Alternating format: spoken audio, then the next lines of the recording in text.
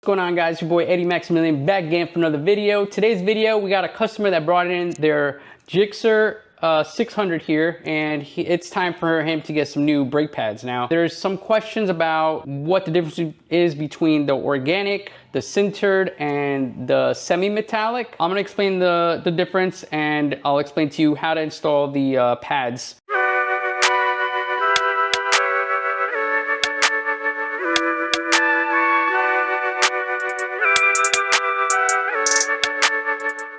What I have here that we're going to be changing out are the EBC brake pads for the GSXR 600. It's FA447HH. These are sintered brakes. So why do I install sintered brakes on sport bikes is because the pads have a much longer wear time. They do better in high heat applications, which these bikes tend to get the brakes very high speeds. If you ever get stuck in the rain, they tend to perform way better in wet conditions over the organic or the semi-metallic pad. So the cons about the sintered brake, they take a little while to warm up. So it does take a bit for it to start grabbing correctly. You need to warm up the pad to safely apply brake pressure. They are a little bit noisier than organic pads, but honestly, on a motorcycle, you probably won't even hear that over the exhaust anyway. So organic pads, they come with like, there's like rubber infused into the pads. They tend to be really quiet. However, the downside is that they wear much faster, and you don't want to have to start changing brake pads all the time, so just get yourself a set of sintered brakes. As far as the semi-metallic goes, I don't really trust them because they give out after high heat, just like the organic pads, and they also are prone to glazing. So one thing you never ever want your pads to do is to glaze. Another thing we're also going to be doing on this bike is, since we're going to be doing the pads, we're also going to be flushing out the brake fluid and the fluid reservoir up top. And that typically should be done every 18 months or so here on the East Coast. If you live in the Midwest or down south where there's high humidity, the brake fluid tends to collect moisture, and that leads to water. You do not want water in your brake lines, so you probably want to change those out every season or so. But up here in the Northeast, we don't have high humidity, but we do have some, so we swap it out every 18 months. And to do that, up here, this is how you check. You gotta remove this little screw here, take the cap off. You can see that this fluid is kind of brown. We want this fluid to be clear or golden. These are definitely due for a change. So checking the life on your pads is easy. You gotta get on the front rotors, you get in the right behind it. I'm gonna apply a flashlight here. And there you can see the amount of pads left. So the middle metal thing, that's your rotor, and then the two pads on each side. That's how you can check the amount of pads, and you can do that for both calipers, as well as in the rear. The pad on the left and the pad on the front. The rears are pretty good.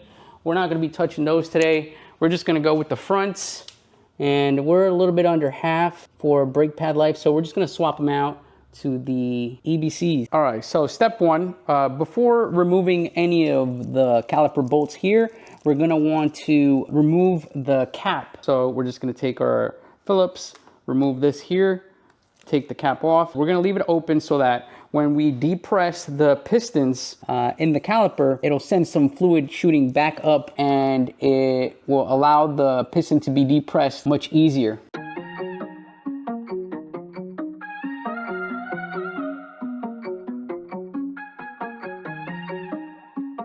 Be very careful not to have this fluid touch anything. You might want to have a rag handy because brake fluid is very corrosive. And there is your brake fluid.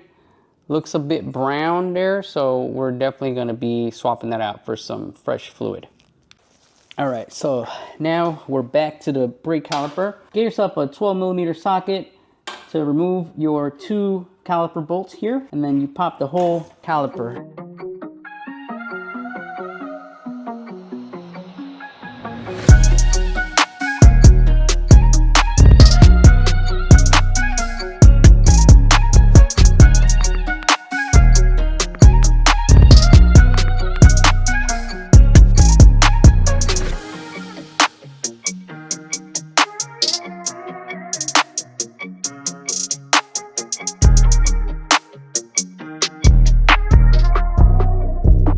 go. And there go your pads. This clip here, you actually don't need to remove it. You just need to depress the piston. So with the old brake pads in, we're gonna take a large flathead. We're gonna stick that in there. I like to take a big flathead, stick it right in the middle, and then I'm just gonna turn.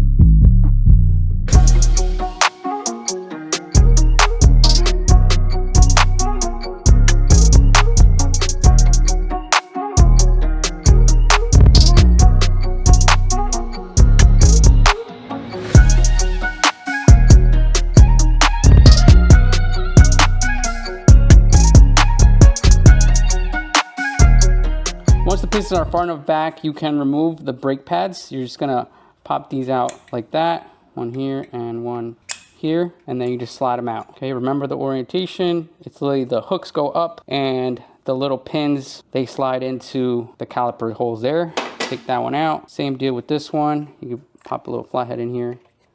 Just pop that out like so, okay? And then these are trash. Then you're gonna take your sintered brake pads and pop them in here. To put these pads on, shiny side toward the piston, this way, brake pad outwards. You wanna go this end first. Go right in this little slot here. You're gonna push in, like that, that's one, and it'll pretty much stay in place because there is a little spring in there that keeps this from moving about. Same deal, other side. This side first. Push it in, and then that should snap in place. Now we're just gonna reverse the process and just slide this over the rotor, and then put your bolts back in.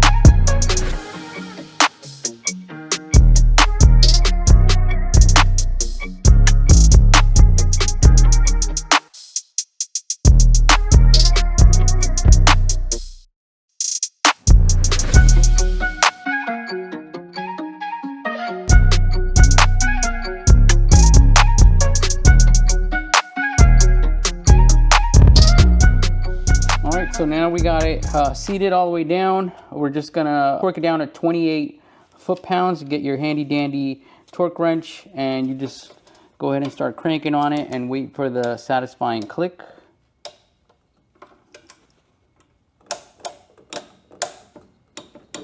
.28. That's it. Repeat the same exact process that you just did here. You do it on the other side. Once you're done with that, then we're gonna go through the process of flushing the old brake fluid and bleeding your brakes. All right, so now that we have our brake pads installed on both sides, and we haven't pressed down the front brake lever yet because we're gonna bleed the brakes now. A couple of tools you're gonna need is an 8mm wrench, and what I like to use is a vacuum bleeder. This particular one is called the Four Uncles. I'm not sponsored by them. This is just what I like to use. I attach an air hose to it, and it just makes the process so much easier. It'll cut your work by at least 75%. What you're gonna wanna do is you're gonna grab this little attachment with the hose. So this little rubber grommet just pops off like that. Put it to the side. Then you're going to place your 8mm right onto screw there, and then this part right on top of the nipple, and just squeeze it on there so you get a nice fitting. Okay, now we're going to hold the front brake lever. We're gonna pump it. Okay, now we got some pressure. That means the pads are touching the rotor, and we're gonna hold it, keep it pressed. Then we go down to the bleeder valve, and then we're just gonna loosen it. Loosen that open, not all the way, maybe a quarter turn. And then we're gonna go ahead and press on the vacuum here at the bottom. And while I have one hand on the lever up top, one hand on the bleeder screw, I'm gonna go ahead and use my foot and just press on here, and that should drain out some of the air and the line and all the old fluid. All right. Now, while we do that, we're gonna watch the top of the reservoir. All right, you're gonna watch that fluid go down a bit, And you want to make sure it doesn't go all the way down because you're going to get some air in the system. So right around there, I'm going to go ahead and stop it. I'm going to tighten up the bleeder screw back up, let go of the brake lever. Then what we're going to use, Valvoline synthetic DOT 3 and 4 brake fluid. It's the same type of fluid. You can use in both applications. DOT 5 is a different type of brake fluid for different applications. Do not use DOT 5 on one of these bikes. The best way to tell what type of fluid you need is the cap for the reservoir will say it. It's either plastic or metal, and it'll say it right there, DOT 4. Okay, so this is what you want to use. You want to take your DOT 4 and you're going to add it onto the reservoir before it gets empty. Because if it gets empty, you got to do it all over again. You're going to get air in the line, and it's just going to complicate things. So we're going to take this fluid, top it off up top, and then we're going to pump the brake again. Keep in mind that this fluid is corrosive, so you want to make sure you don't make any spills, but we're just going to top it off with some fresh fluid. You'll see it's super clear, not old and yellow. It's mixing up with the old fluid, and that's okay. It's not a big deal. We're gonna drain this out anyway. So back to the bottom we go. Same process. I'm gonna start pumping 3 or 4 times. We're gonna hold it all the way down. Get our wrench onto the bleeder screw, crack that open, and then go ahead and suck some of the fluid out. And again, keeping an eye on our reservoir up top. Once we see no more air bubbles in the vacuum line, we should be good to go. All right, guys, so repeat that process maybe 5 or 6 times if you have a vacuum bleeder. If you're doing this by hand, it's gonna take a while, but eventually you'll get it done. The way you know that you have no more air in the system or you've drained all the old fluid is you look at your vacuum line, and it should be clear fluid and very minimal, if any, bubbles in the line. So you're gonna rinse and repeat the same process on the other side, and that'll complete the entire brake job, which includes your front brake pads for both calipers, both rotors, and also your entire braking system, including removing the old fluid, removing any air in the lines, and adding fresh fluid, so you're good to go for another 18 months or so. So once you're done with your bleeding of the brakes on both sides, you're just gonna get yourself a rag or a shop towel, put some degreaser on it or some warm water, and make sure you wipe off any of the brake fluid that is left over on the bike. And then make sure you top off